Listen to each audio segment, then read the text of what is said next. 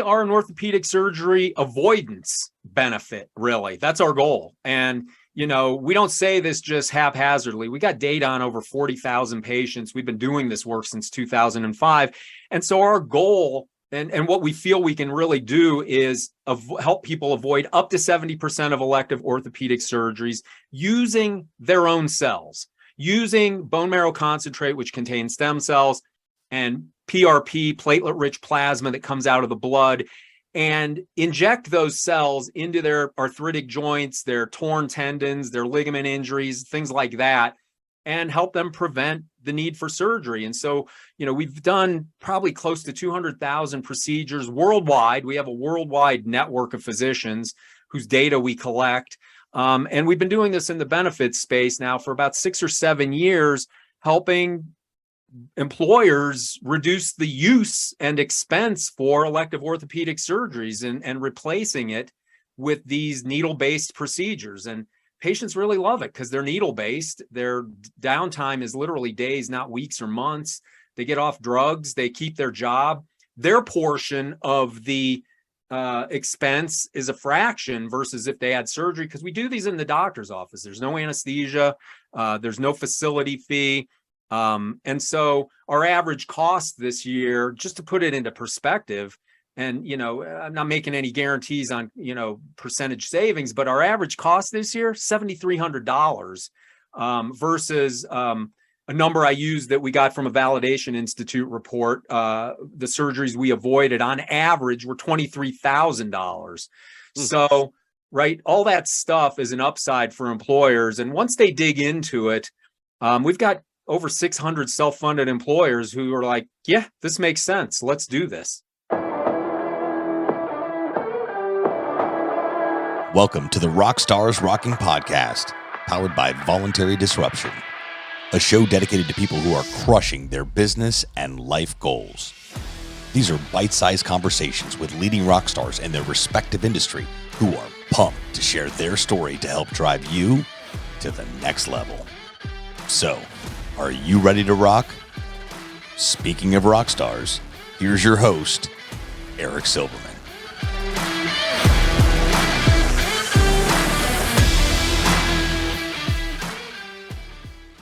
Hey, rock stars, welcome back to another episode of the RockstarsRocking podcast. That is hashtag RockstarsRocking. And as you know, each and every single week, we have a brand new guest, and they're not just some old regular stranger guest. Come on now, I'm better than that. It is the rock star of all rock stars.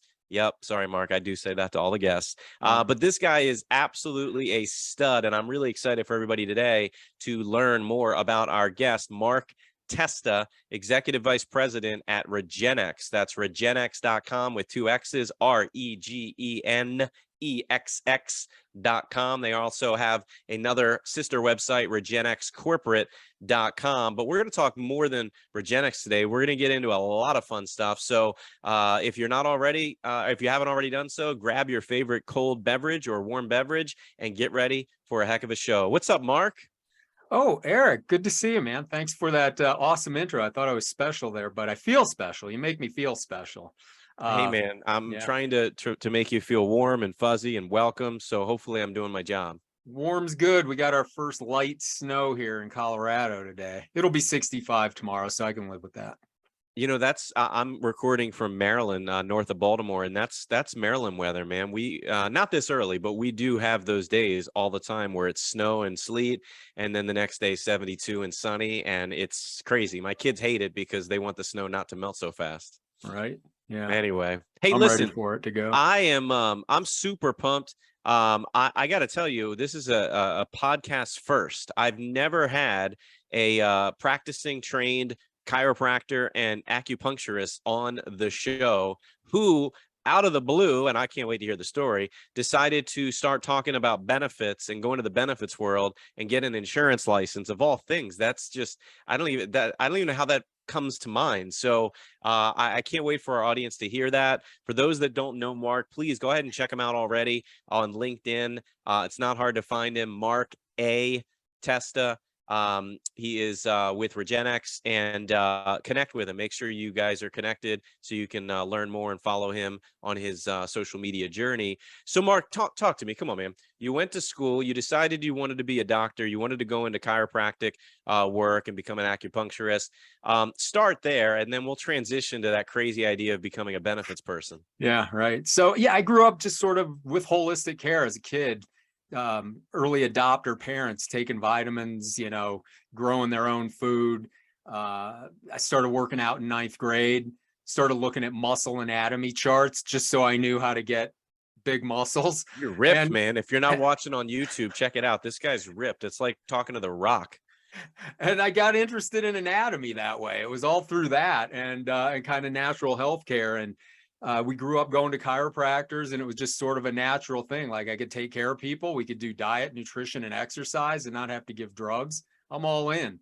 So that sort of led me down that pathway, and spent my whole career, working mostly in musculoskeletal with physicians, hospitals, practices like that, pain practices, orthopedic surgeons, and kind of always brought up the rear of what I say. I brought up the rear of musculoskeletal care with all the holistic stuff, and learned a lot working with MDs that way. It was a great journey. So now, and again, we'll talk about the benefits in a few moments, but you're still seeing patients, right? At least part-time. Yeah, a couple hours a week. I'm the first chiropractor on the medical staff at Denver Health, and so I still work with MDs. And again, I see great things that most chiropractors don't. We got residents there right now. We've got 3 or 4 of them, so I enjoy training them about musculoskeletal stuff, things I do, alternatives, but even just the anatomy and physiology. It's interesting to me how green new residents are, especially with musculoskeletal care. So I enjoy training them as well. Now, I'm just curious, do you see the chiropractic and acupuncturist world, as far as folks doing what you do you see that growing? Are you guys in a stalemate, or is it hard to find folks that are interested in the field? Is a little bit of everything? I think it's pretty stable. I don't want to say stagnant. I don't think it's growing per se, but I think it's pretty flat. But there's always, new guys and women coming out. I don't know what the acupuncture world is right now. I taught anatomy and physiology for 7 years in an acupuncture college in Boulder, and it was robust when I was doing that, but that was probably 20 years ago. I don't know how that world is now. As far as I only was asking more as I relate to, all over the country, we hear about nursing shortages and even doctors who are getting burnt out and leaving the profession. So I was just curious if you had any insight for your side of the medical industry. Yeah, no, I think chiro is pretty flat. That's good. All right. Look, it's better than declining. Exactly. Certainly would love to see it growing, but flat's good at this point. Right. Yeah, my good friend next door neighbor is he owns a big chiropractic practice here locally in the my northern Baltimore area. And I got to be honest, I'm totally ignorant to chiropractic until I met him. And I had some neck challenges, slept wrong, exercised wrong because I'm stupid, uneducated. And he said, "Come on in." And it wasn't even a money thing. I didn't care about that, and nor did he. He likes coaching, he likes teaching, he likes getting folks to understand how to better themselves. And I was hooked. So I see him fairly regularly, and I don't know what I was doing for years without it. So I'm a big fan. Awesome. That's good to hear. Yeah, if it works for you, it's a good thing to have in your back pocket. Doesn't solve everything, but if it works for you, that's great. He's taught me a lot. Absolutely. Yeah. Let me ask you this. So you're randomly just one day sitting in the office working on patients, and you decide, you know what, I want to go make my life really hard. I want to go get an insurance license, and I want to start potentially not that you put this in your mind, but maybe selling insurance, or at least knowing enough to be dangerous with insurance. Like, how does that even come about, man? That's so off the wall. Well, it goes even farther back. I've been with Regenexx right. for 12 or 13 years now. I've known Dr. Centeno, our founder, for 25 plus years. And so when they were just getting started, I got an opportunity to become the director of business development and start growing our physician network. So I was ready to get out of full-time practice. There was that opportunity there. I was really new to this space. Obviously, it was pretty new then. We've been doing this work since 2005, but in 2010, I started with them and started out recruiting physicians and did that for a while. And then, when we were, just direct to consumer, did marketing for them. And then we started going into this self-funded space 6 or 7 years ago. And they said, hey, you're going to go do this now. And I came into that really kicking and screaming. I'm like, no, I'm not. I hate insurance. I hate the whole industry. As a clinician, Join the club. All they wanted to do was not pay me. That's all I Right. knew about insurance. Like I never could get paid from them, even after I did the work. And so, eventually I got into it. I started learning about self-funding, which was different than what I knew on the fully insured side. And I started learning about self-funding, but I'll tell you what, it's a complicated world, different terms for things, producers, advisor, consultant. I'm like, what? You guys have 100 terms for the same thing. So I figured, let me go learn about this. And so a couple of years ago, I, went and got my broker's license and started really diving into it. But even before that, I took some self-funding courses because I just had to put all this together. How's the TPA work? What is stop loss? It just, none of it made any sense. And I like to know things. Yeah. Let me ask you this right on that point, because I don't want to lose that thought. I just thought of this. So do you believe that doctors, of all kinds, general practitioners, emergency room, chiropractic, doesn't matter. Do you believe that it would be beneficial for them to, I don't know that they need to go get an insurance license, but how beneficial in your mind would it be for them to have at least a elementary level understanding of more of the behind the scenes mechanics of how to design a consumer friendly health plan, self-funded, et cetera? Would that be beneficial to not forget them, but to their patients as consumers in general before they're prescribing and recommending this and recommending that? What are your thoughts? I think if physicians knew more about the inner workings of it, it would make an impact. But to be honest with you, when you're on the business side as a clinician, we're looking for ways to maximize revenue. Sure. So, but I think it would be good for clinicians, physicians of all kinds to understand how it works and how they're spending money. It would be great if we knew what the price of things were. We have no idea what the price of anything was. We just order stuff. And I remember sitting in the clinic one day and a lady in the waiting room said, my MRI bill on the hospital campus was $3,500. And I fell out of my chair because I had negotiated with the outpatient MRI facility $400. And that's when I sort of started waking up. I'm like, oh my God, what is this price disparity?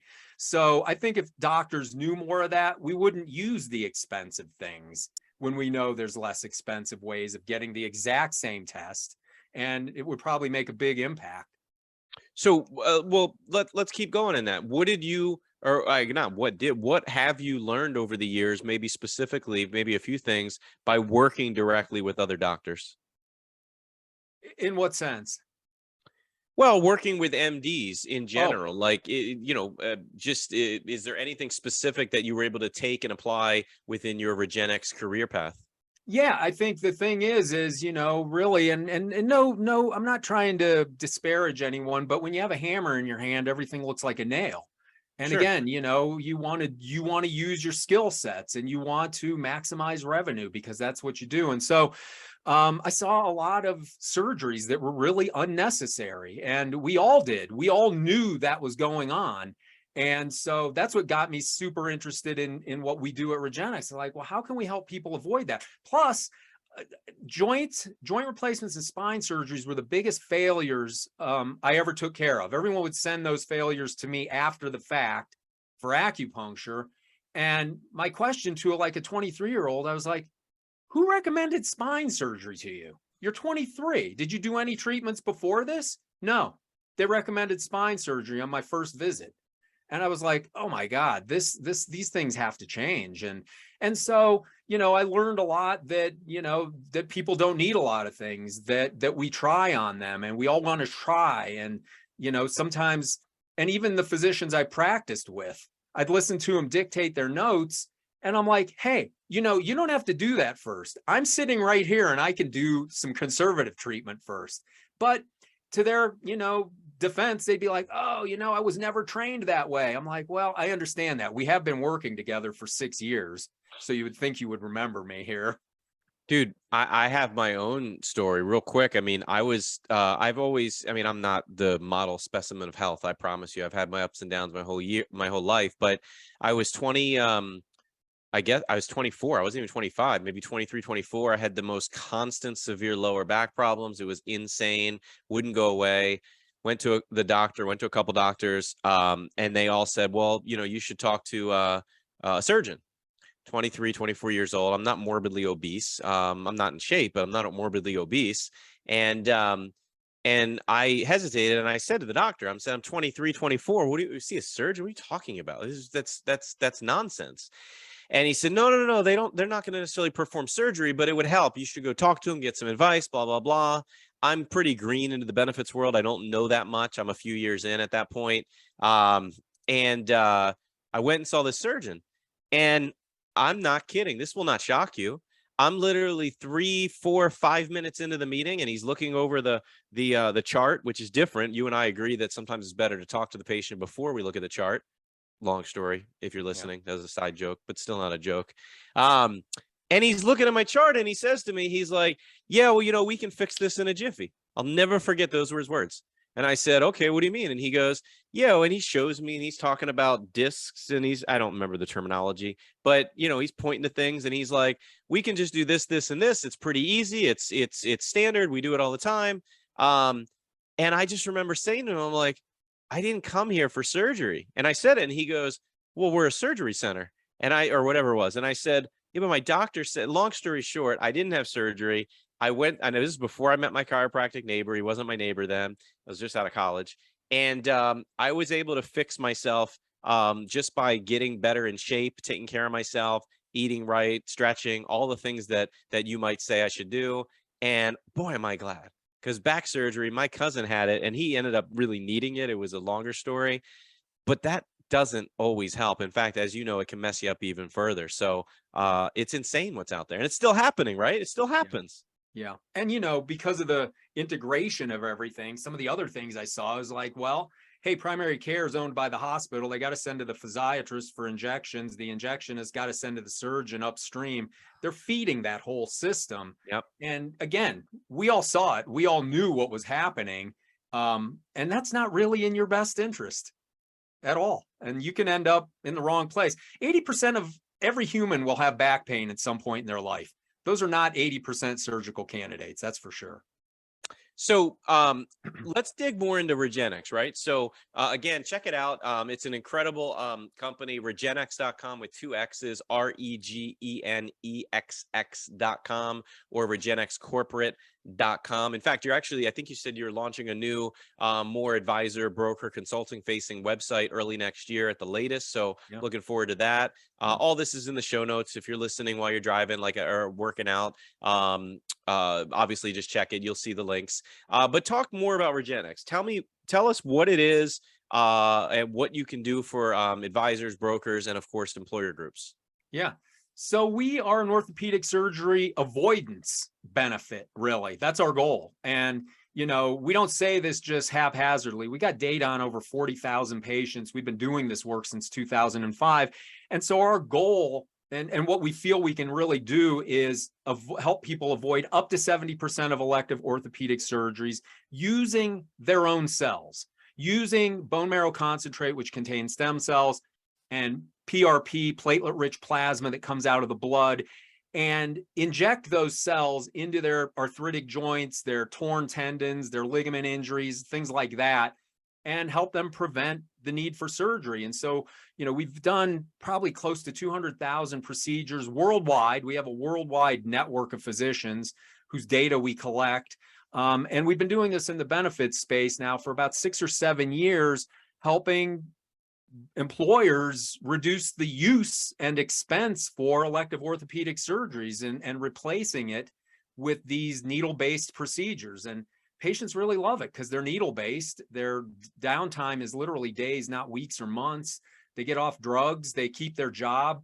Their portion of the expense is a fraction versus if they had surgery, because we do these in the doctor's office. There's no anesthesia. There's no facility fee. And so our average cost this year, just to put it into perspective, and, I'm not making any guarantees on, percentage savings, but our average cost this year, $7,300 versus a number I used that we got from a Validation Institute report. The surgeries we avoided on average were $23,000. So, right, all that stuff is an upside for employers. And once they dig into it, we've got over 600 self-funded employers who are like, yeah, this makes sense. Let's do this. So let's dig more into this. So how do you, I'll save that for a minute. What's your biggest challenge? What's something specific that's stymieing you and Regenexx from growing further? Would you say it's the broker advisor side, or would you say it's the employer side? Is it somewhat combination of both? We need the advisor, the consultant to shuttle this message. Okay. So we need them to do that. And, what are there? 2,300 different point solutions out there. When I talk to them, they are inundated. Their inbox is full of stuff. And so I don't know, if there's shiny object syndrome or where they put their attention, but that noise is hard to get through. And then, for some, it might be a little difficult to explain. It's cell-based.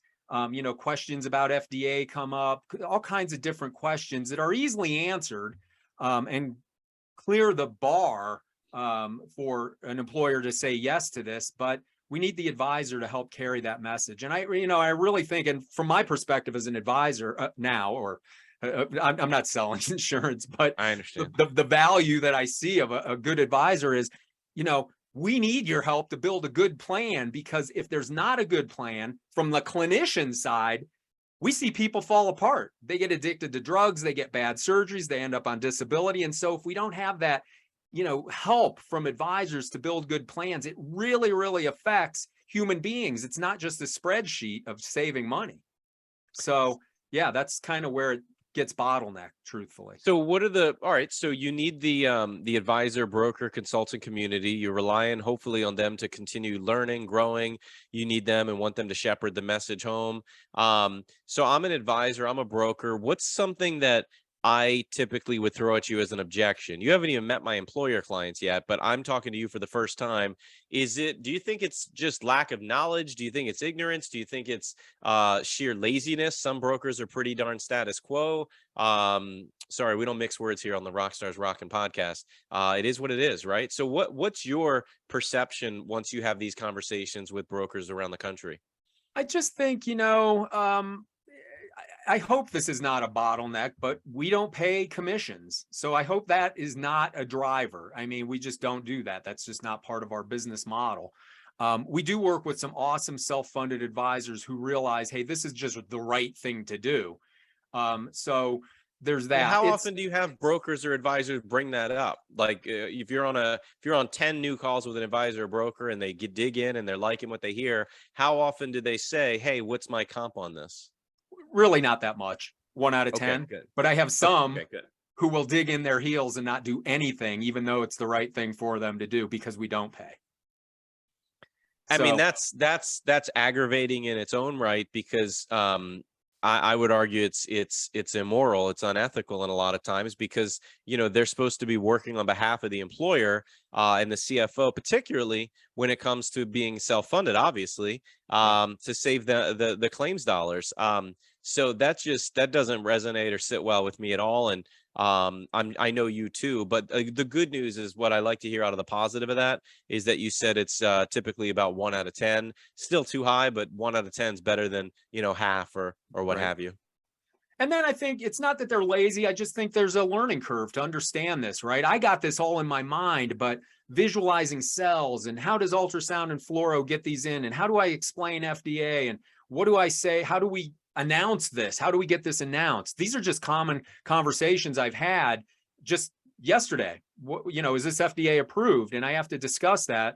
And it doesn't fall under FDA. This falls under the physician state medical license to practice medicine. FDA has very clear guidelines on what we do. And they say this is the physician's practice of medicine. They don't rule on it. And to put it into perspective, your rotator cuff surgery is not FDA approved either. They don't approve surgeries. They might approve drugs and devices that go into the body, but they don't approve. I don't think most people know that, though. Right. I don't think most people know that a surgery, quote unquote, is or isn't FDA approved. I think the average American, tell me if I'm wrong, I think they assume that it is. Exactly. And so do most advisors. Other things that come up that are hard to, help them move the needle is like, how do we announce this? Well, we have an announcement strategy, right? We send out benefit cards. I do educational weekly webinars. I'll be doing my third one this week. I love teaching people about this. We do targeted outreach. We work with my favorite, the OG of care coordination, direct primary care. We'll train the DPCs how to refer and what's good. We teach them about our prior auth process and what we're looking for first before they make a referral. That works great. And so there's a lot of strategies to get this announced, but those are just two of the most common things that I hear. And it seems to be something that slows people down in, implementing this real quick. All right, well, let's back into that, right? So I'm a broker, I'm an advisor, a consultant, whatever vernacular I like to use. And I like what I hear, and I have clients that I know could really benefit from this. Do you say, hey, Eric, broker, advisor, let me teach you, train you, arm you with the tools, you go sell it? Or do you encourage or want to be on the call to help sell it to the employer? What's your avatar situation? What's your marquee situation if you could build one? Every time I will offer my services to come in and help them do it. Every time I can answer these questions. But I don't know that they admit it, right? They don't. Very few do. So I do my best to build simple content for them to use to go carry the water into that office. So we have that as well. But yeah, I got to imagine your success rate for getting employers excited about this opportunity is skyrocketing when you're involved, whether like directly, intimately involved on a Zoom or wherever it is, as opposed to if the advisor broker is doing it on their own. Am I right? You're absolutely right. We had just had a large employer in your neck of the woods, over 13,000 employees. I got on one call with them. They asked great questions, the right questions, and they moved that ball across the goal line in a month.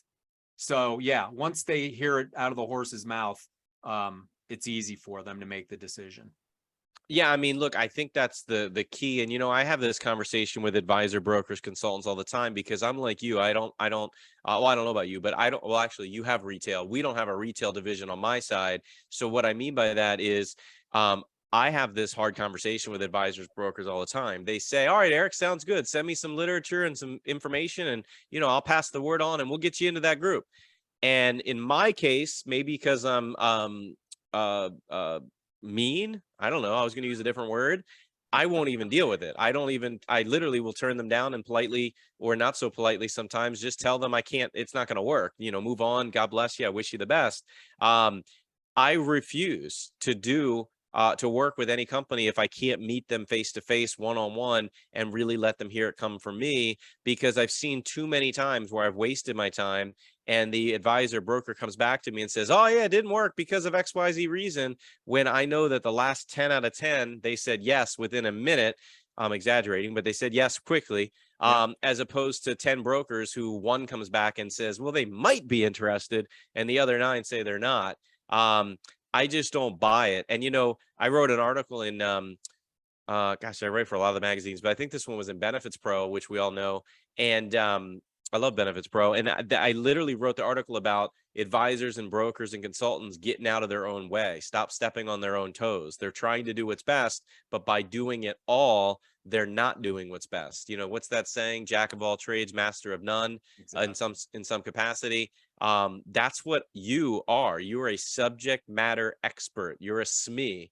And that's a good thing. And advisors, brokers, consultants, I know a lot of you listen to the show. I appreciate you so much.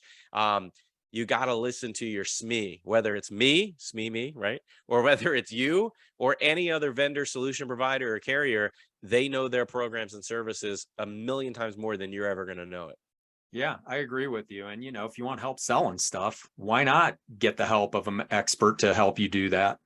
Absolutely. Yeah. So, all right. So again, everybody check out Regenexx.com, Regenexx.com. Let's talk about the company, right? So you guys, I know you're out of the Denver, Colorado area. I think you have some work service areas in Colorado, and then you have corporate in Iowa.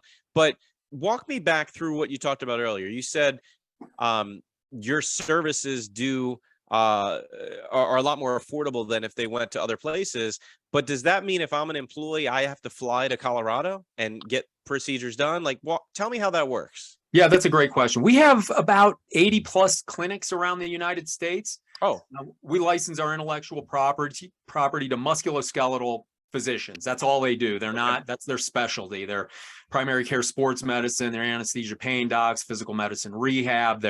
Some of them, we have a couple orthopedic surgeons in our group. That's all they do, musculoskeletal. But the key point is they need to know how to use ultrasound and fluoroscopy, video x-ray, because we're using a needle to put those cells into the damaged tissue. So we got clinics all over. We've added 20 new ones this year. We'll probably add another 10 by the end of the year. And then we have, call centers that can help direct people to the closest clinic. Now, we're probably no more than the farthest 3, maybe 4 hours from any really employer at the most. We don't have someone in Wyoming or Montana yet, or the Dakotas, but we're really everywhere else. But we can start with telemedicine. And we do a lot of telemedicine that way. And we let people know, everyone gets a candidacy grading because, like I said, we can help up to 70% of people. So you get a good, fair, poor candidacy on the Zoom with the physician. He's got your medical history, he's got your imaging, and lets you know, yeah, we can help you or we can't. Now you decide if you want to come and see us. And then we work with some awesome travel partners who can help coordinate whether you're driving or flying, but the flying's minimal. Most people, like I said, are really close. And with that 13,000 life group I just mentioned to you, they're all over the United States. I think the farthest I saw was 200 miles from their farthest office. So for a center of excellence and a non-surgical solution, for sure, that doesn't seem like much. No. I mean, my gosh. I mean, I'm lucky and fortunate to be in a metro area, Baltimore, DC, with Hopkins and NIH and all these places. But, we all know that, employees, at least marketing wise, they think that these places are the best. So they always want to travel. Well, can I go to the Cleveland Clinic? Can I go to Hopkins? Can I go to this or that?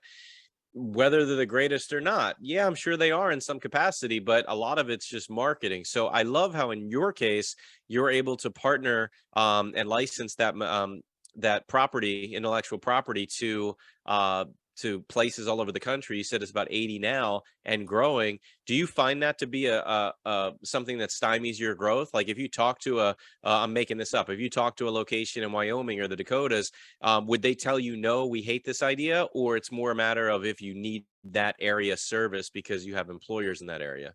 No, mostly like they like the idea. And it's funny because I was just having a meeting with our new fellow. My wife's like, why is he coming to train at Regenexx? I said, because these young doctors don't want to just do steroids and burn nerves. They want to actually help people. So the doctors we seek out, they're either, midway through their career and they realize the limitations of what they've been doing doesn't work, or they're younger and they're like, yeah, I want to get into this innovative stuff. And so, it's just sometimes their business models don't allow it. Sometimes they're in medical systems where there's a lot of red tape. Sometimes they just don't have the local demographics to support it. And we don't have, how many employers are in Wyoming that are going to really, help that doctor stay afloat with using just our procedures? Now, it's a bolt on for a lot of them. They're still doing their pain practice.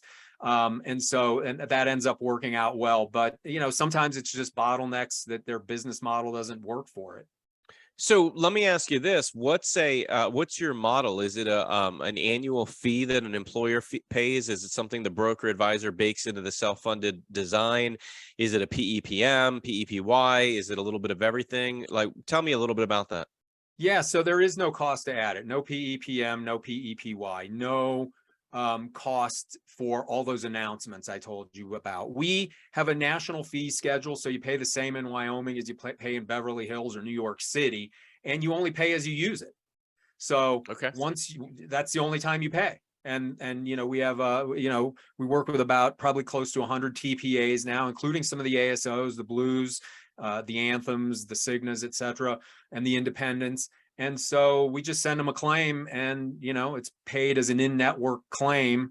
And at the most, 2% of the plan is going to use this. That's at the most. So it's not like, your 100 life group is going to be inconvenienced, or you're going to be, spending a fortune on a new procedure.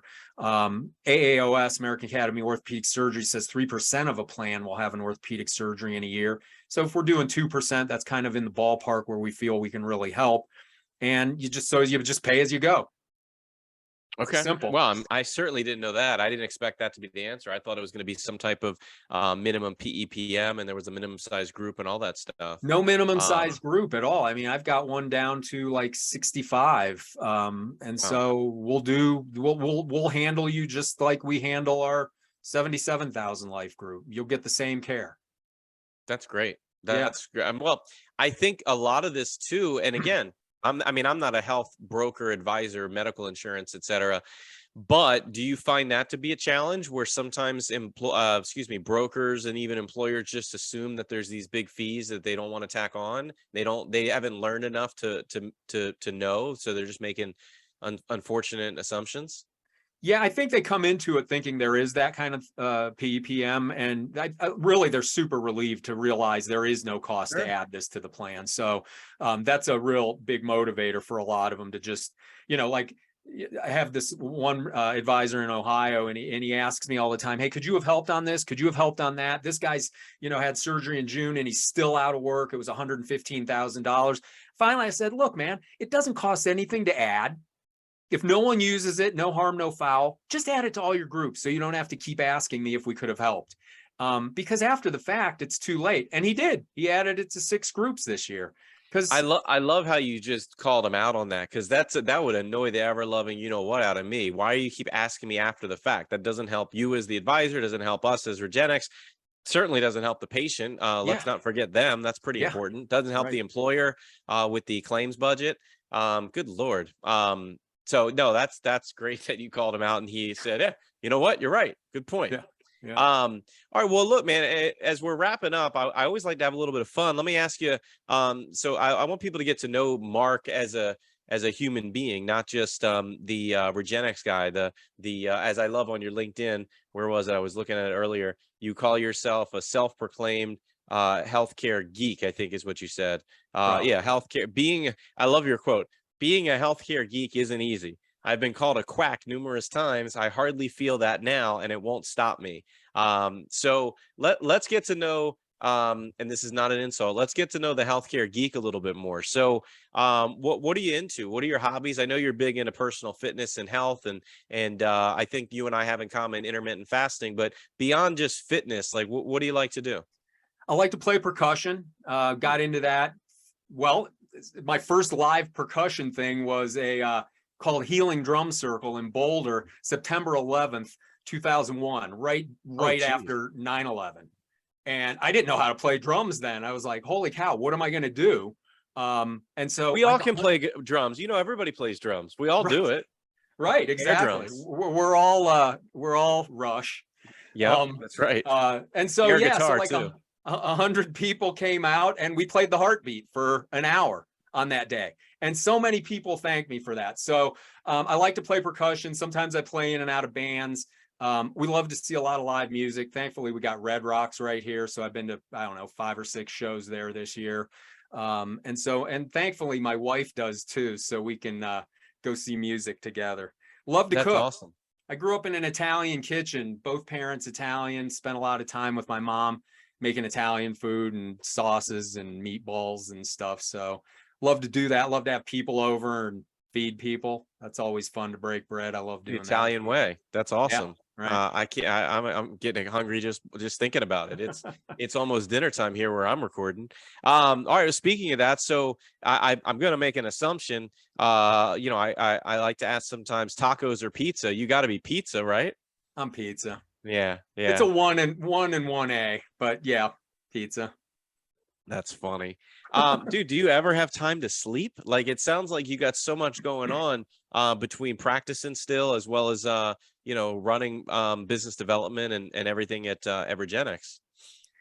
I optimize sleep, man. I go to bed by 9:30. I'm up by 5:30, but I optimize sleep. That is a non-negotiable for me. That is the first domino for good health right there. I mean, Are you bad into the sleep. wearables like the Aura Ring or the Apple Watch or something like that? There you I go. got this now, but I'm going to switch to the Aura Ring because this thing I don't think does a good job at tracking sleep.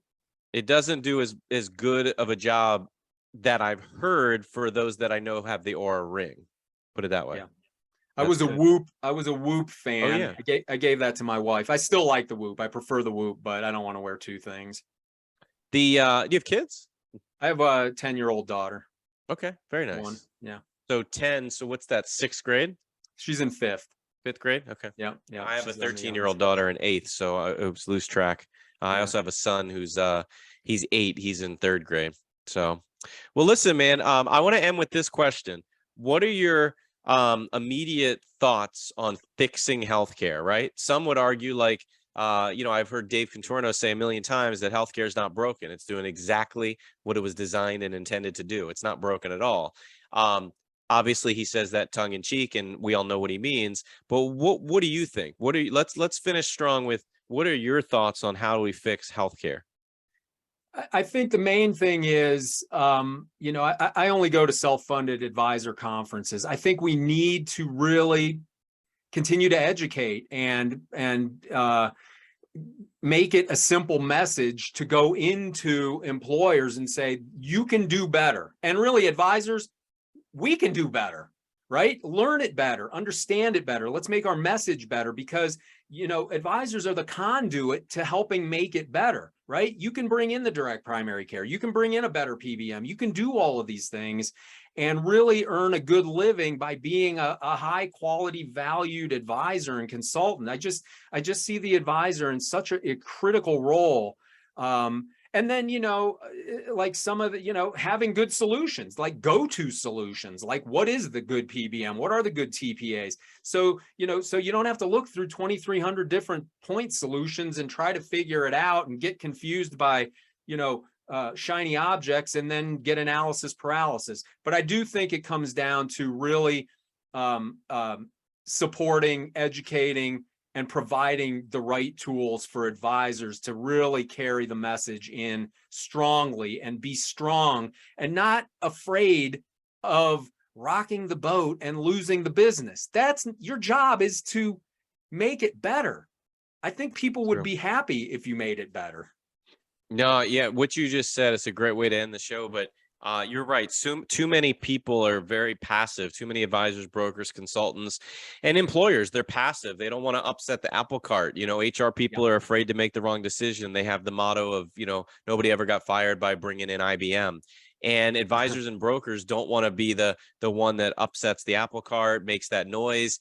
And I see, and I could be wrong, but I see Regenexx as non-noise making, because as you said, you put it in, you educate the consumers, the employees, and hopefully they choose to use it, which is going to help them. It's going to help save the company money, and it's a win-win all around. And you know what? If they don't use it, there was no harm, no foul. They still got whatever they got. So, guys, everybody check out, like I said, please do yourself a favor, regenexx.com, REGENEXX.com. And they have a new, it's live now, but they have a brand new corporate website that's going to be more advisor, broker, consultant facing, maybe later this year, but certainly early next year, regenexxcorporate.com. All this will be in the show notes. And if you're not already connected with Mark Testa on LinkedIn, he's very vocal there, posts pretty regularly. I love watching his feed. Check him out. Make sure you send him an invite, at least follow him if you don't want to just connect. But check him out, Mark Testa. That'll also be in the notes section. Mark, man, I appreciate you so much for coming on. It's been a blast getting to know you, and certainly getting to know Regenexx. Yeah, Eric, thanks so much for the opportunity. It's great to talk to you. You're easy to talk to. You're good at what you do. So thank you very much for the opportunity.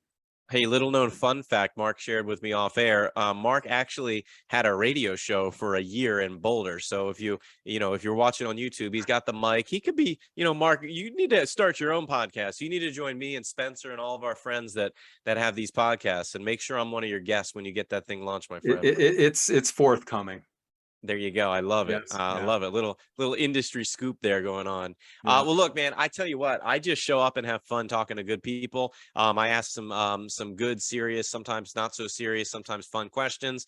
I don't really do anything after that. So for everybody behind the scenes at the Rockstars Rocking podcast, we all appreciate you. We appreciate you listening. If you have a question or a thought or a comment, please put them in the section below. And if you haven't yet subscribed to the show, please hit that smash. What do they say?